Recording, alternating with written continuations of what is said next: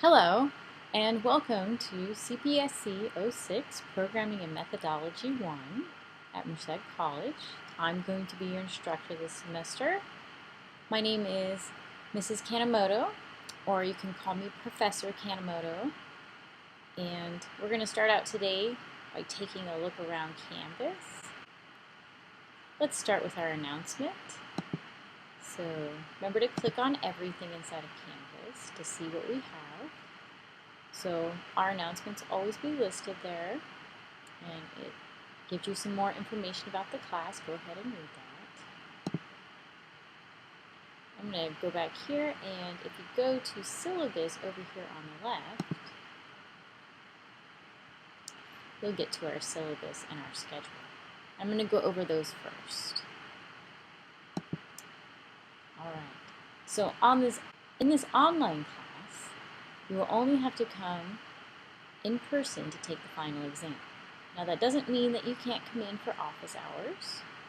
I do offer extra office hours for this class. And if we come over here to Canvas and we look in Pages, and if you click on View All Pages, and when you click on Office Hours, you'll see my office hours here. And notice that these are my official office hours, Tuesday and Thursday, 12:45 to 1:15, and of course Monday and Wednesday, 9:30 to 10:30 a.m.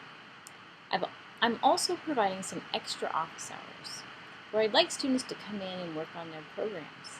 They can work together, or they can ask for help if they get stuck. And these are going to be on Thursday from 1:15 to 5 p.m. And if more than 2 students come to my office, then we will move the office hour location to V113 or V114, which are the classrooms upstairs from my office in the vocational building. And I'll always post my door saying that we've moved upstairs.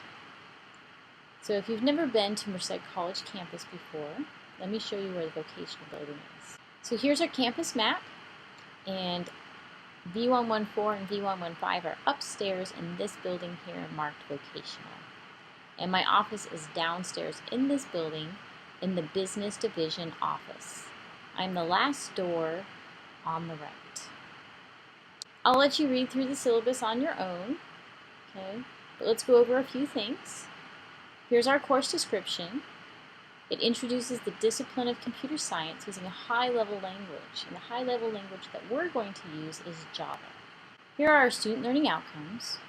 And remember that this class qualifies for CID descriptor 122 and is transferable to any state college. So that's where we got our student learning outcomes, is from this descriptor. I'm going to let you guys go ahead and read through these student objectives. Note that some of them might not make complete sense to you now, but as you learn programming, these will make sense to you, these student learning objectives. They should all make sense to you by the end of the semester. Here's our required textbook. Don't let all of this confuse you. I wanted to give you options in how you purchase your textbook. One option would be that if you're only going to take CPSC 06 first level programming, and you don't have to take second level programming, you could get away with buying the brief edition. We only cover chapters 1 through 7 and a little bit of chapter 12 in this class. But if you are taking second level programming, we use the same textbook. So you would want to buy the comprehensive version. And here's a link to where you could purchase that from the publisher. You could look at other places to purchase this. There's also a newer edition of our textbook and an older edition of our textbook. I don't mind if you buy either. I'll always be posting the homework assignments and images of them. So if you had an older edition, it should not be a problem. The tool that we are using is My Programming Lab. So when you buy your textbook, you can buy it with or without this My Programming Lab. You can also buy My Programming Lab totally separate. So you have lots of options. The 2 requirements are that you buy a textbook, whether it be the older or newer or this edition, the 10th edition, and that you buy My Programming Lab. We are using that tool. So this tool that we're going to use is called My Programming Lab. You'll get to write bits of programs and it grades it automatically. So a program is grading your program. And you can follow this link to get to My Programming Lab, or just type into any browser My Programming Lab. It should be one of the first things that pops up when you search for it. The first time you come here, you're going to have to register. Now either you'll have an access code with your textbook, or if you need to buy an access code, they'll allow you in these steps to buy your access code. So here I can say yes, I have an access code, or no, I need to buy an access code. So if you have one with your textbook, you can click yes and go through the steps to register. And if you don't have one, you can click no. You'll need to find our textbook in this next step. Remember what our textbook looks like. You'll click next. Now you have a choice of buying it with the eText or without. So if you'd like to buy it with the eText, so accepting, it'll be $96.95. And if you decide to buy it without the eText, it'll be $42.95. It is a requirement for the class. It is a good tool, so we'll be using it. To get credit for your assignments, you will have to buy that and complete the assignments in that tool. Remember that when you're going through the steps to register yourself, you'll need this code here, and you can find it a couple different places inside of Canvas, and you can find it here on the syllabus. When you log into My Programming Lab, you'll see something like this, and this is all of our chapters from our textbook, and I'll be assigning different problems from different chapters. So note that there's a lot of problems in here. We'll do some together inside of the lectures, and then you'll be assigned some. You won't be assigned all of them. Approximately 10 per week of these programming problems, and if you do extra, then you are given extra credit for these. So it's a good way to practice. It's a good tool. It gives you feedback right away. So if you were to click on one of these problems, for example, it tells us to write an if-else statement that compares the variable age with 65, adds 1 to the variable senior citizens of ages greater than or equal to 65, and adds 1 to the variable non-seniors otherwise. That might not make complete sense at this moment in time. Remember, this is a first-level programming course, and you will learn how to implement that statement right there. And so after you type in your solution, you would click Submit. It tries to tell you what's wrong with it and help you through to get the correct answer. And when you get the correct answer, you'll be able to see different solutions to that answer. So it's a good tool to help us learn how to program. Remember that Revel is optional and not required. And this textbook also has a tool of the author's website, but we are also not required to use that in this class. All right, let's jump down here to grades. So our lab will be done online, and your lab will usually consist of working inside of My Programming Lab. Your homework will usually consist of 1 programming problem per week. Your class assignments are done by watching the video and also answering questions. And your Test 1 and Test 2 is 10% each, and your final exam is 30%. Let's talk a little bit more about those tests. Test 1 is going to be a multiple choice true-false test and is going to be given online in Canvas.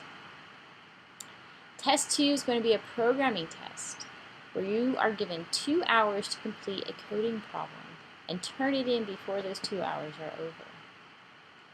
And then the final exam will be a combination of the two. You'll be given a multiple choice test online through Canvas. When you come in for your final exam, you will be given a programming problem and need to program that problem in front of you. Remember that when you come to take this test, you should bring your student ID or your driver's license, which has a picture of you and your name on it, so I can make sure it was you who's been doing all the work all along. So make sure you do all of your own programs. Remember that all of these exams are all open book and open notes, including the programming tests, where you'll have to program in front of me. So your final exam is also open book, open note. We've gone over labs and homework and class assignments, so you can read through those. And like I said before, I offer extra credit. Like I mentioned before, the research report will be given after test 1. Here's a little bit more about it, and more will be posted in Canvas when it's due. Remember to always save your work, back up your data, the #1 rule in computing. Here's our attendance policy. Just make sure that you log on every week, because if I see 2 weeks where you haven't logged in, then I will drop you from the class. Alright, I'll let you guys read through the standards of conduct. Just remember not to copy someone else's programs online. Now there's a little gray area here because in programming, it is actually a good thing to copy and paste code. But when you're in a first level programming course and you're preparing to take an exam where you're going to be given a programming problem that you've never seen before, and you're not going to be able to find it online and copy and paste it. So to prepare for an exam like this and be able to program, you have to do a lot of the work on your own. So remember that we can look online for hints and we can have other people help us, but we need to go through the work on our own. Otherwise, we are not going to learn how to program. I'll let you guys go ahead and read through the rest of this syllabus. Remember that there are a lot of student services here at Merced College, even for our online students. Please take advantage of them.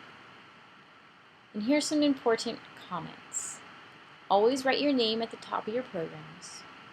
There are tutors for this course, so I encourage you to take advantage of this. In fact, if you're thinking about getting a tutor for this course, inside of Canvas, in our pages, if we view all pages, there's a page here called Tutoring. Go ahead and click on that, and you'll see a tutoring referral form. And you'll need to fill this out and turn it in order to get tutoring here at Merced College. And you would turn that into Study Central. And Study Central is located right here in the Student Union building. It's an easy form to fill out, and if you need a signature, you can leave it in the Business Division office or come during my office hours. Alright. An up-to-date schedule will always be posted, and we're going to go over that schedule right after the syllabus here.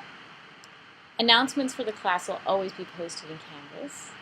Post questions to the discussion board in Canvas. Remember, if you have a question, most likely someone else does too. Get help with your programming projects before they're due, and I encourage you to come during my open office hours. Get your required login code and sign up for my programming lab as soon as you can. And remember that you'll get a 0 if your code is the same as someone else's in the class, or it can be found online, so always write your own code. At the end of this syllabus are some helpful links that I'll let you explore on your own. Now let's go over a couple more things. Let's go over our schedule. Now here's our schedule. It's done in weekly form. So we have 18 weeks in the semester. As you can see, the first day of the week on Monday is posted to the second column. And then in the third column, we have our class description for that week. We have our lab that'll be due. And then we have our readings. So it's just kind of a rough breakdown of the flow of the class. So note that we'll be doing variables next week.